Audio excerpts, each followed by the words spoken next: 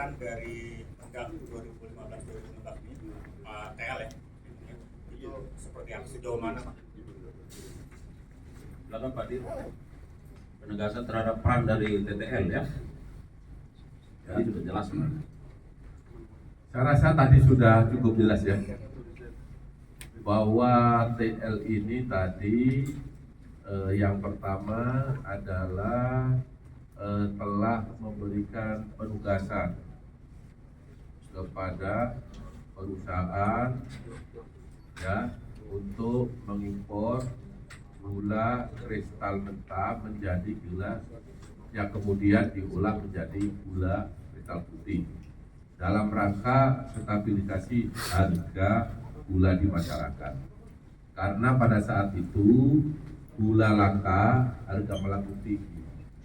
Padahal seharusnya yang berhak melakukan impor gula untuk kebutuhan dalam negeri dalam rangka stabilitas harga adalah BUMN yang ditunjuk oleh Menteri Perdagangan.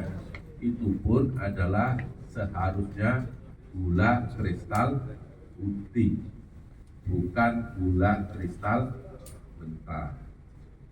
Ya, sudah jelas? Saya kira begitu ya. Ada yang lain cukup? Oke, karena tidak ada lagi, saya kira kami sampaikan terima kasih. Maaf, ini realisme dari pengadilan untuk karena ini impor dari gula, apakah dari pihak Bea Cukai juga ada lagi tersangkanya Pak? Terima kasih. Baik, untuk tersangka lain ya kita ikuti perkembangan dari hasil penyidikan. Artinya tidak menutup kemungkinan akan bertambah tersangka lain apabila telah ditemukan bukti yang cukup bahwa yang bersangkutan telah melakukan tindak pidana korupsi. Ya. Pak, satu lagi izin. Alkah dari Media Indonesia. Ini untuk penegasan aja Pak, dari kapan penyidik sudah menyidik kasus ini? Mungkin dalam hitungan bulan atau hitungan tahun sudah mendalami kasus ini, dan bagaimana nantinya ketika publik menilai ada politisasi di balik penyidikan ini dan penetapan tersangka TTL ini, bagaimana sikap Kejagung merespon? Terima kasih. Baik, terima kasih pertanyaan yang sangat bagus. Bahwa penyidik bekerja berdasarkan alat bukti, itu yang perlu digarisbawahi. Tidak terkecuali siapapun pelakunya, ketika ditemukan bukti yang cukup, maka penyidik pasti akan menetapkan yang bersangkutan sebagai tersangka. Saya ulangi, tidak memilih atau memilah siapa pelakunya, sepanjang memenuhi alat bukti yang cukup. Terima kasih. Ya.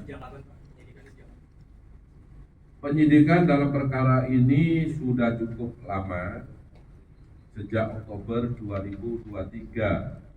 Jadi kalau dihitung mungkin 1 tahun, dengan jumlah saksi sekitar 90.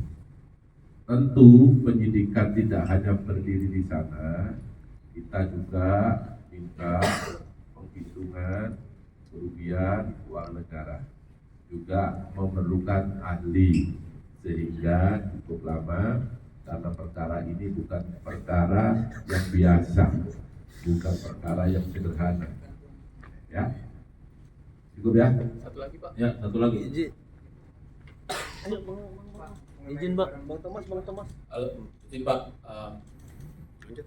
Tom. Pak, izin Pak, saya Thomas Pak dari Kumparan.com mau menambahkan pertanyaan yang tadi aja Pak. Kan tadi untuk penyidikan ya Pak. Kalau penyelidikannya itu dimulainya kapan Pak? Itu. Ya, kita sudah tahap penyidikan setahun. Artinya kalau penyidikan jatuh sebelum itu, ya. Saya tidak punya data ini mulai kapan, tapi yang pasti subsistem daripada penyidikan adalah penyelidikan. Itulah tahap yang telah diatur dan ditentukan dalam KUHP. Ya, cukup ya. Terakhir, TV1 masih. Nah, tadi mau nanya soal ini Pak, izin Pak, dari tujuan soal barang buktinya kan kerugiannya sampai 400 miliar. Ini barang bukti yang udah dipegang sama penyidik ini apa aja Pak? Ya, tentu kalau barang buktinya gula sudah tidak ya, karena gula kan sudah beredar di masyarakat apalagi tahun 2015 ya. Bukti yang telah kita dapat, satu, catatan, dokumen, keterangan saksi, ya, keterangan ahli, itu bukti.